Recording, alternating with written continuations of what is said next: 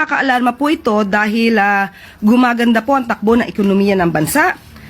Taliwas po ito sa sinabi ng Vice Presidente na bagsak ang ekonomiya. Tandaan po natin. Malinaw ang mensahe ng World Bank. Humihina ang takbo ng ekonomiya ng Pilipinas sa gitna ng lumalalang trade crisis at tumitinding tensyon sa ibang bahagi ng mundo. Sa kanilang June 2025 Philippine Economic Update, pinasilip ng World Bank ang kanilang growth and inflation estimates hanggang 2027. Makikita na ang growth rate para sa 2025 ay malayo sa target ng pamahalaan na 6%.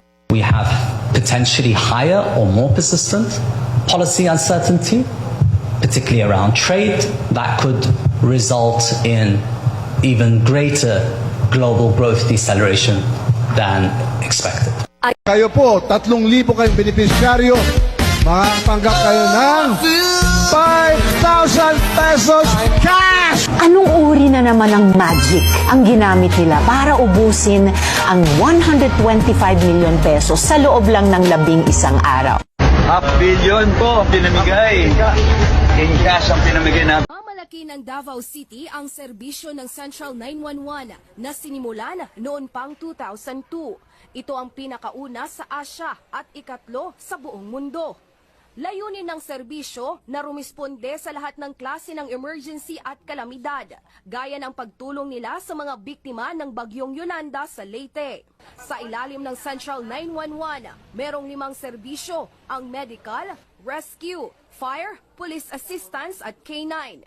Sinasagot ng 911 call takers ang mga tawag na humihingi ng saklolo, saka magpapadala ng kakailanganing serbisyo. May 19 na ambulansya sa Davao Central 911, kabilang ang isang ambulansya para sa mga bata.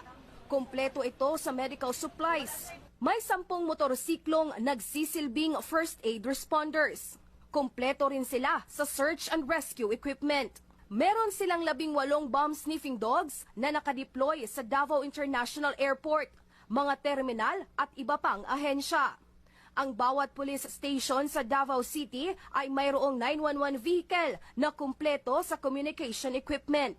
Bawat kinatawan ng 911 team ay dumaraan sa matinding training sa emergency medical at rescue. Well-maintained naman yung gamit namin, kumpleto na, pero andyan pa rin, always upgrading pa rin sa mga gamit kung ano man yung mga kulang. Aminado si presumptive president. Taong 2012, pinapunta ni dating Pangulong Benigno Aquino III sa Malacanang si Nooy Senate President Juan Ponce Enrile.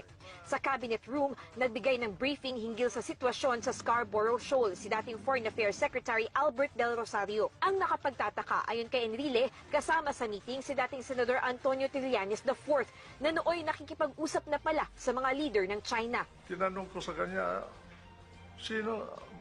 anong karapatan mo na nagpunta sa China? Yung ba, kusang loob mo lamang ang nagpunta ron? Sabi niya, hindi. Nagpunta ako doon, may authority ako. Sinong nag-utos sa inyo pumunta ron? Pagkatapos sumagot si Presidente Aquino, sabi niya, ako ang nag-utos sa kanya. Sa official Twitter account ni Trillanes, sinabi niya na itinalaga siyang back-channel negotiator noon ni Aquino dahil mapagkakatiwalaan siya, hindi tulad ni Enrile. Taliwas sa pahayag ni Aquino sa isang press conference September 2012 kung saan lumalabas na si Trillanes ang nagpresentang maging negotiator. Kinontak tayo ni Senator Trillanes at nasa China siya at that time at nilapitan siya, tinanong yung posibilidad kung pwede siyang maging back channel nga. Giit ni Enrile, palaisipan sa kanya kung saan nanggaling ang mga koneksyon sa Beijing ni Trillanes. Dagdag ni Enrile, may nabypass din ng mga opisyal ng gobyerno si Trillanes. Bakit binaypass niya yung embahada? Hoy! Alam mo ba na malalaman mong mahina ang utak ng isang tao kapag proud na proud ipinagtatanggol ang mali?